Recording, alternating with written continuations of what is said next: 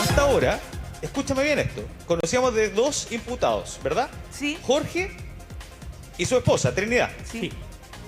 Bueno, lo que podemos decir a esta hora es que los imputados en el caso son 4 personas. 4 personas. Jorge, Trinidad y una pareja. Esta pareja señala en una declaración que entre las 15 y las 17 horas escucharon voces de un hombre y de una mujer al interior del domicilio. José. Lo que ocurre, y que muy bien lo dice Rodri, es que nosotros sabíamos hasta ayer que en la carpeta figuraban testigos de a oídas que hablaban de una voz femenina. Y ahí es donde aparece la famosa tercera imputada, ¿no es cierto, Rodri? Ahora sabemos que se amplía son 4. a la pareja de esa imputada como un hombre, ¿no es cierto? No sé si la pareja afectiva, pero con alguien que estaba junto a esa imputada en ese momento. Sí, la pareja. Y aún así, podríamos llegar a 5, porque también es sujeto de interés, no imputada, en esta investigación, la amiga donde en este momento está quedándose Trinidad Cruz Coque, que es además quien la acompaña, ¿no es cierto?, a Pichilemu. Entonces, se amplía el cerco de la investigación, es lo que entendemos, Rodri, corrígeme si no es así. Pero además, lo que leí en la carpeta de investigación era que Trinidad Cruz Coque da una respuesta muy curiosa cuando le preguntan cómo se entera de la muerte. Porque dice, a mí me llama mi marido para avisarme que los encontró fallecidos. Y yo le pido a mi amiga que nos fuéramos a su casa.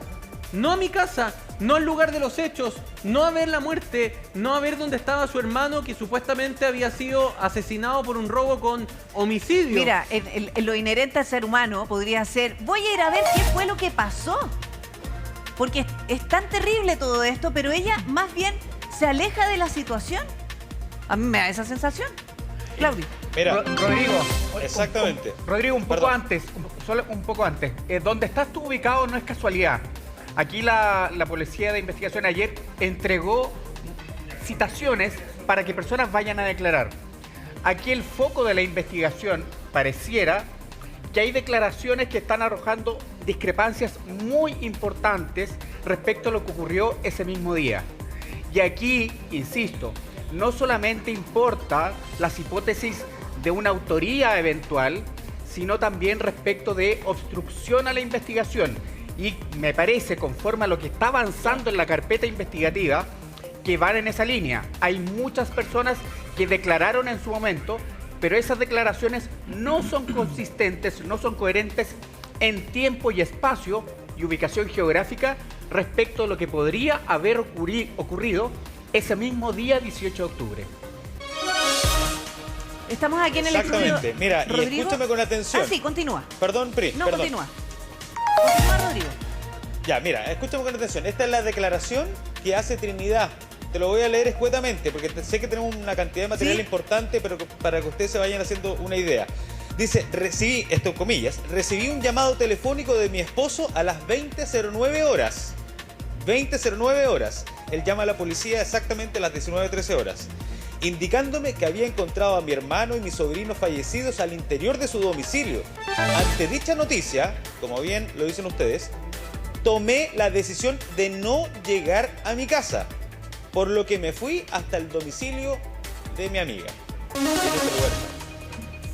Ahora, Rodrigo, solamente para tener clara la hora, es Jorge Ugalde que llama a Carabineros ¿a qué hora? Porque además hay un tiempo de espera que entiendo que son cerca de 7 19-13 minutos. horas. Ya, 19-13 horas. 7 minutos, llegan a las 19:20 justamente al domicilio. Ya, en esos 7 minutos nos llama a su esposa para contarle que había encontrado esta escena terrible. Claro. Y entre las 19:20 y las... O sea, pasaron 50 minutos. Claro. Exactamente. A ver, claro, más incluso, ¿no? El hallazgo justamente se produce a la hora del llamado telefónico. Él dice que había llegado 29 minutos, la cámara de seguridad lo refrendan. Llegó 29 minutos antes. O sea, hay un lapso de tiempo muy, muy extenso. Sí. Te voy a sumar antecedentes que tienen que ver con los dos imputados, lo que decía José María. Resulta que la carpeta investigativa estipulan la presencia de una pareja, como bien lo decía José María, un hombre y una mujer. Ellos son parejas. ¿Quiénes son? Los arrendatarios del primer domicilio. Y del domicilio ustedes lo conocen, ¿no? Estábamos hablando nosotros de este domicilio con 3 viviendas. Bueno, justamente ahí. Ya, yo te decía que escuchan justamente las voces de un hombre y de una mujer. La mujer dice el nombre de Eduardo en reiteradas ocasiones bajando el volumen.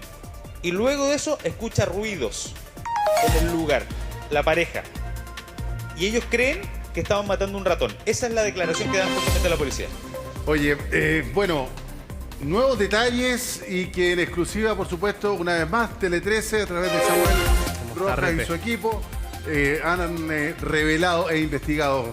Samuel, bueno, cuéntanos un poco, ¿de qué se trata todo esto? Bueno, lo que se trata es esta nota que publicamos ayer como equipo de reportajes, donde da cuenta de parte de declaración de Trinidad Cruzcoque y también de Jorge Ugalde. La más impresionante para mí, no deja de ser la de Trinidad, pero la de Jorge Ugalde es la más impresionante porque da cuenta de las incongruencias que hablábamos el día de ayer respecto a cómo él se ve de alguna forma descubierto, pillado por la Policía de Investigaciones. Yo no sé si él no tenía noción de la capacidad que tiene la Policía de Investigaciones para poder trabajar, para poder periciar cámaras, pero parece ser que se sorprende o es un error premeditado, que eso es también lo que va a tener que decidir la investigación, si es que él, toda esta torpeza que realiza con el sitio del suceso, con sus declaraciones, es porque él quiere hacerlo o es porque de alguna forma... Claro, o es porque lo descubran. Es muy raro lo que pasa en esta declaración en particular. Revisemos las declaraciones, pues. Revisemos. Bueno, aquí está la de Trinidad Cruzcoque. Ya, y aquí hay que explicar algo antes. Jorge Ugalde, algo que no sabíamos hasta ahora, es que él tenía distintas heridas. Heridas atribuibles a una arma cortopunzante, lo que da cuenta claramente de que puede haber estado involucrado en un forcejeo, por ejemplo, con esta arma blanca que se dice que puede haber asesinado a Eduardo Cruzcoque. Vamos, entonces le preguntan a Trinidad qué es lo que pasa con esa herida, cómo se la hizo su pareja Jorge Ugalde. Y ella responde lo siguiente. Dice, respecto a la herida en el tabique nasal que presenta mi esposo, asumo que se deba al cuidado del jardín, ya que tengo conocimiento de que estos días estuvo poniendo veneno de ratones, el cual instala en altura, siendo arriba de los árboles para que no sea ingerido por nuestro perro. Grábense esta parte de la declaración, porque lo que ella dice es totalmente distinto a lo que dice Jorge Ugalde. Y es ahí donde la Policía de Investigación dice, pero a ver, ¿qué pasa? Ellos son pareja, tiene una herida en el tabique nasal, yo no sé, yo si tengo una pareja, oye, ¿cómo te hiciste eso? ¿Qué te pasó en la nariz? ¿Qué te pasó en la nariz? Ahí puede entrar incluso una discusión. ¿Quién te hizo esa herida? Es que la declaración es como que si ella en ese minuto estuviera recién respondiendo ante esa herida, así como, no sé, como que asumo que fue... No me había dado cuenta. No sabía, en ese minuto, claro. No sabía. Claro. Pero esa es la primera inconsistencia que la vamos a pasar a revisar después. Mira. Y ella, después de eso, le realizan una pregunta respecto a su hermano, a Eduardo Cruzcoque, y también la relación que tenía con su esposa. Porque en ese sentido, habían algunas dudas por parte de la Policía de Investigaciones respecto a qué pasaba entre la familia y si es que quizás la madre de los hijos podría ser un sujeto de interés. Entonces le preguntan, ¿qué pasa entre la relación de la mamá de los hijos de los mellizos y Eduardo Cruzcoque? Ella responde, sin embargo, luego de la muerte de mi madre, ellos, Eduardo y su pareja, y su ex esposa, comenzaron a llevarse mejor, acordando a fin de que su situación económica mejorara, que él dejara de pagar pensión alimenticia, pero comenzara a participar más en el cuidado de los niños. Dicho eso, dice, pudiendo inclusive seguir con la demanda de alimentos a fin de que se le entregaran a ella los fondos de pensión de Eduardo, los fondos de pensión, los retiros, presumiblemente hablamos de eso, y pudiesen repartirlos entre ambos, sorteando de esta forma el valor de la pensión de alimentos y las deudas médicas que Eduardo había adquirido, Eduardo Cruzcoque, las cuales eran bastante graves por montos muy altos debido a procedimientos médicos de los niños. Recordemos que los niños estaban en el Instituto Teletón, requerían procedimientos médicos muy costosos. Esta situación, dice Trinidad Cruzcoque, lo mantuvo bastante angustiado, sobre todo el periodo a fines de 2024 e inicios de 2025, donde llegó incluso a trabajar en aplicaciones de transporte, no pudiendo traer a los niños a la casa, ya que no los podía siquiera alimentar. O sea, da cuenta un poco de la dinámica de la familia Cruzcoque respecto a su situación económica, respecto a la relación que hay entre Eduardo Cruzcoque y su pareja, de alguna forma dando cuenta que quizá ella no tenía mucho que ver en esto. Y esta es la declaración más importante. Yo creo que aquí deberíamos detenernos mucho respecto a esto. Hablábamos de que Eduardo Cruzcoque había ido al mall chino a comprar una pistola de plástico y una máscara de gorila. Pero él, al principio, dice que va a comprar solo un encendedor. Y es ahí donde la PDI dice, este tipo está mintiendo, hay que seguir investigándolo. ¿Seguimos leyendo? Por favor. Seguimos leyendo. Por otra parte dice, este es Jorge Ugalde. Debo indicar que la PDI previamente me consultó qué había comprado en el mall chino, qué artículo había comprado. Y él aseguró, yo aseguré, dice, que solo fue un encendedor. No obstante, posteriormente me exhibieron una fotografía de las cámaras del mall chino donde aparezco comprando una pistola negra a balines y no un encendedor, que es lo que había dicho. Lo cual efectivamente compré, pero no recordaba. O sea, yo recuerdo lo que compré en un mall. Ya, muy poco creíble la declaración. Muy poco creíble. Sí, Está en mi boleta, pago más de la Samuel, cuenta. y no estamos hablando del año pasado, estamos hablando de la semana pasada. Claro. Exacto. O sea, por favor. Bueno, y dice, no recordaba, según él. Dice, también la compré para mi nieto, para que la usara en Halloween. Vaya a saber usted. Yo esa pistola la saqué, dice, de su envoltorio para revisarla y la dejé en mi dormitorio, en un mueble ubicado en una esquina al lado del escritorio, junto a la máscara que también compré ese mismo día. Es decir, aquí ya él, de alguna forma la PDI dice, él compró los elementos, no tiene cómo negarlo, no tiene una coartada. No, porque además están las imágenes. Y no tiene una coartada fehaciente, o sea que las compró para su sobrino en Halloween, las sacó para revisarla y las dejó en el velador de su casa. Sí. Es muy inverosímil lo que él dice. Parte de esta declaración es lo que la PDI ya tiene para poder decir este tipo está mintiendo y lo vamos a detener, lo vamos a investigar. Claro, es que su declaración no tiene consistencia. No tiene consistencia con nada de lo que ocurrió. La pistola de plástico que él dice que no había comprado en primer momento aparece al lado del cuerpo de Eduardo Cruzcoque. Seguimos con esto porque aquí es donde está la incongruencia con su señora, Trinidad Cruzcoque. Dice, Samuel, antes de seguir, porque son tantos los antecedentes que así también podemos ir comparando con la información que manejas tú hasta este punto, Rodrigo Pérez. Exactamente, a ver, es que los antecedentes que están en la carpeta investigativa, como tú dices, son muchísimos. A ver, aquí hay cosas que son claves para que vayamos entendiendo. Hoy día sabemos que está citada Helga Moller, ¿verdad? Amiga de Trinidad, con quien viaja a Pichilemu. Y hay cosas que son básicas que le va a preguntar la policía. Por eso la está citando. Número 1, porque estas son las interrogantes en el caso. ¿Desde cuándo se planificó el viaje a Pichilemu? ¿Qué hicieron o con quién se reunieron en Pichilemu? ¿Cuál fue la reacción de Trinidad al recibir el llamado telefónico de su marido a las 20:09 horas para informarle del fallecimiento de su hermano y sus 2 sobrinos? Claro. ¿Por qué o a usted no le despertó sospecha el no llevar a Trinidad hasta su hogar, en donde estaban fallecidos sus familiares, y decide alojarlas en su casa? Te doy otro dato. Al interior del domicilio no solamente está Trinidad, sino que también está Dominga. Dominga es hija justamente de Jorge Ugalde. No sé si lo recordarás, es una de las jóvenes que vimos nosotros ingresar al domicilio de la reina sin prestar ninguna declaración en compañía de otro joven. Sí. Se ha mantenido de la misma manera. Ayer salió a recibir un pedido, se le consultó sobre antecedentes, sobre cómo estaba la familia, por sobre todo, y ha guardado absoluto silencio. Hay muchas inconsistencias todavía en el relato y sé que las vamos a ir analizando.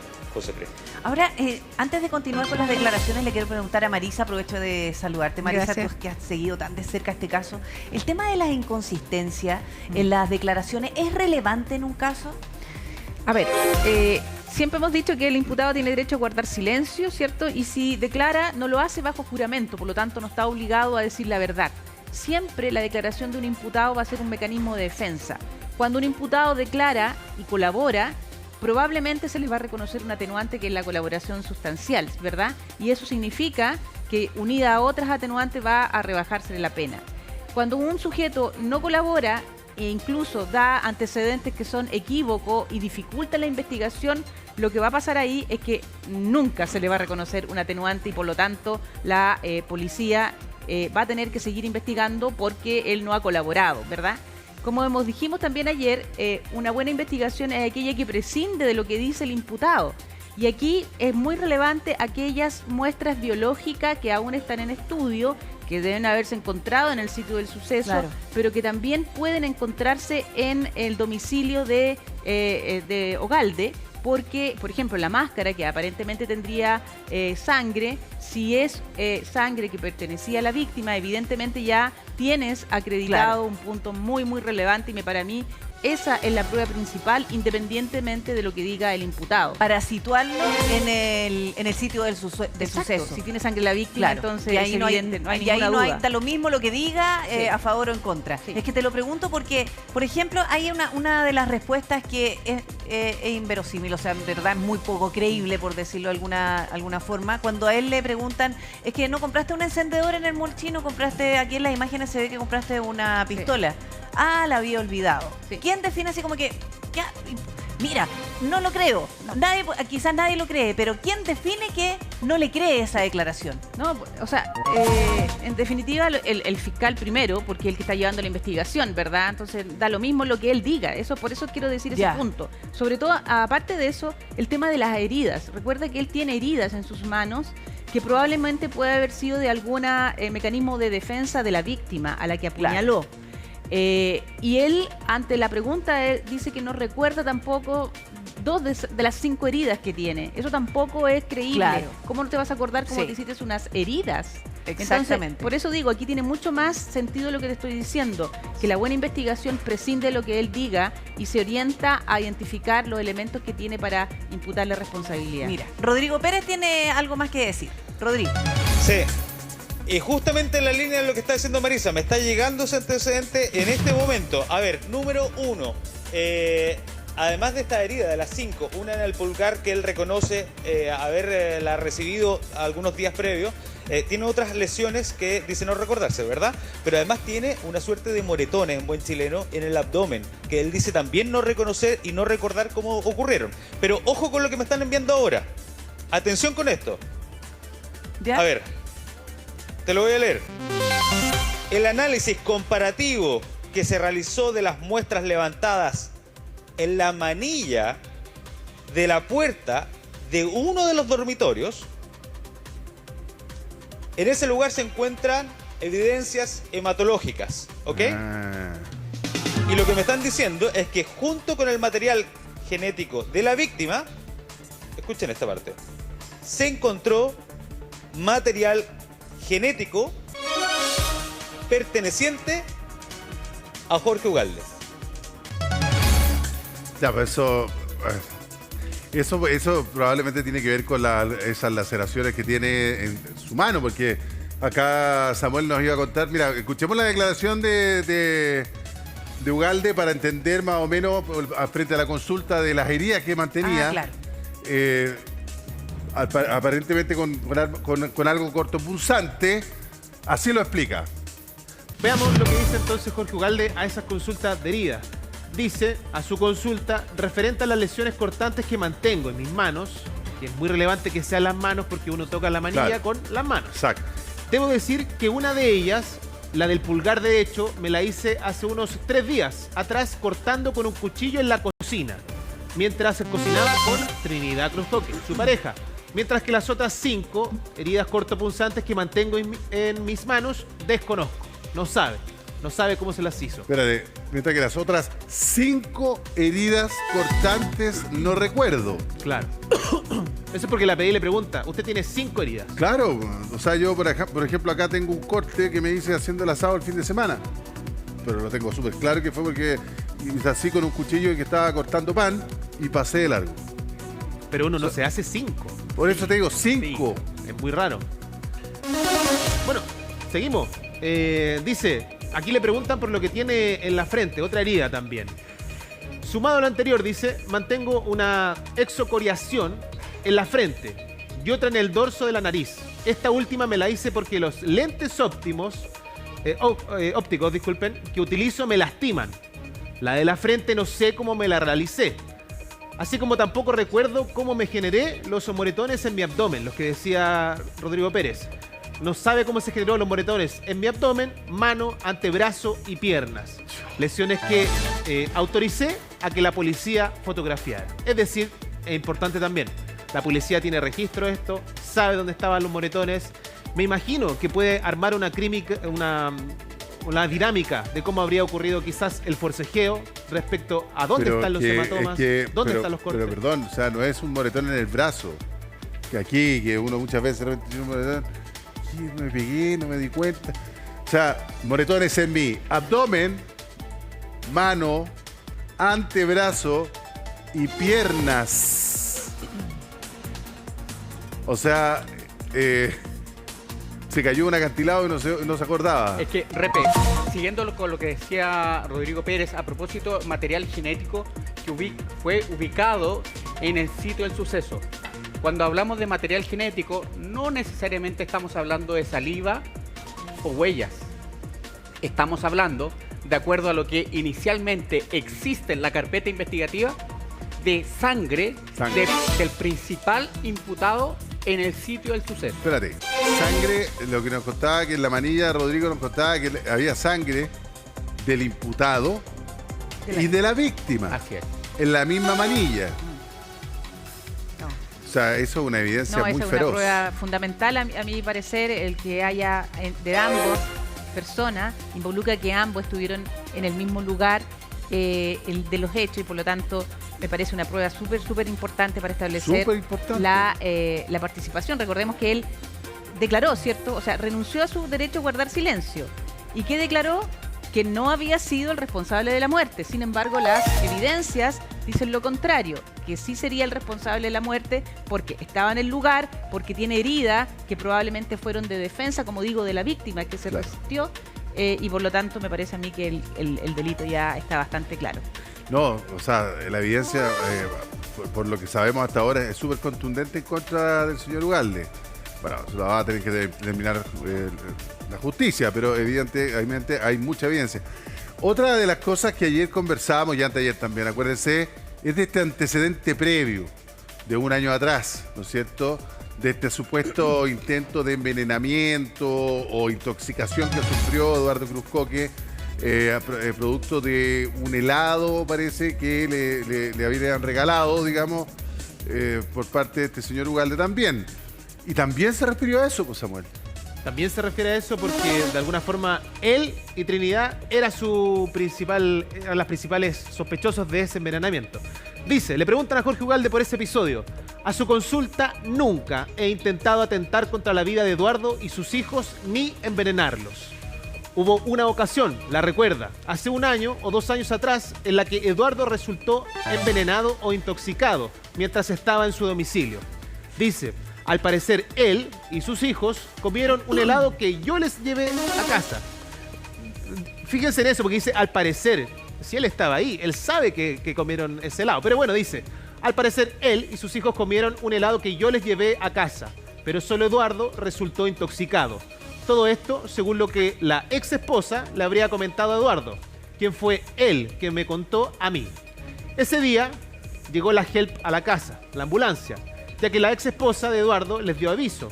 Lo llevaron a una clínica desconociendo qué le señalaron ahí. Es decir, da cuenta un poco de qué es lo que había sucedido ahí. La ex esposa le cuenta él plantea el cuento de cómo, a ver, yo le llevé un helado, pero comió Eduardo y sus hijos y resulta que él se intoxicó. O sea, solo él. ¿Por qué solo él? No sé si me explico. O sea, él lo que busca es dar cuenta de que el helado lo comieron todos y él resultó intoxicado, digamos. O sea, yo no tengo nada que ver, claro. No tengo idea, dice. Le siguen preguntando por lo mismo, de cómo se enteró de todo. Dice, yo estaba en casa cuando eso sucedió, pero no me percaté de la situación de Eduardo, hasta que llegó la ambulancia. Ahí, la HELP lo auxilió, y en ese momento, personal de la ambulancia me señaló que Eduardo estaba ebrio o drogado, retirándose del lugar. Luego llegó la ex esposa, Carola, de Eduardo, y la madre de los menores, diciéndome a mí y a Trinidad que no quería nada de nosotros. De hecho, dice, nosotros ese día le preparamos comida a los niños, se la íbamos a dar, pero Carola no nos dejó. Luego de eso, Carola trasladó a Eduardo a una clínica. Evidentemente no dejó que le diera la comida. Claro, y ahí probablemente sospechó, fue evidente, porque dice, ya tenían lista la comida, le habían preparado comida a los niños y Carola no nos dejó. No los dejó. Porque podría haber dicho, no, ella prefirió darle, hoy ella van a ir a comer en otro lado, pero además se lleva a Eduardo a la clínica. O sea, Rodrigo Pérez. Sí, mira, a ver, el antecedente que nosotros tenemos respecto de este episodio, que si mal no recuerdo es el 3 de noviembre de 2024, en cuando ellos comparten esta casata, ¿no? No es el helado individual que yo te comenté. El antecedente que tenemos es que los jóvenes logran probar el helado, pero le encuentran un sabor Claro, extraño, eso no según había la contado información que me ha ayer. llegado. De hecho, lo describen, exactamente, lo describen como un sabor a medicamento. Y es por eso, sumado a una suerte de superficie con una sustancia blanquecina, así lo describen, es que ellos deciden no comer, no seguir comiendo. Y Eduardo es quien se come el helado. Es decir, en buen chileno, los jóvenes lo prueban, pero no lo comen. Eduardo sí, y termina con este cuadro de intoxicación. Claro, fueron solamente ellos tres los que comieron el helado. Y es una casata, o sea, no es que lo haya compartido entre todos, oye, me sobra esta casata, mira, comámonos este helado, sino que era dirigida a ellos tres.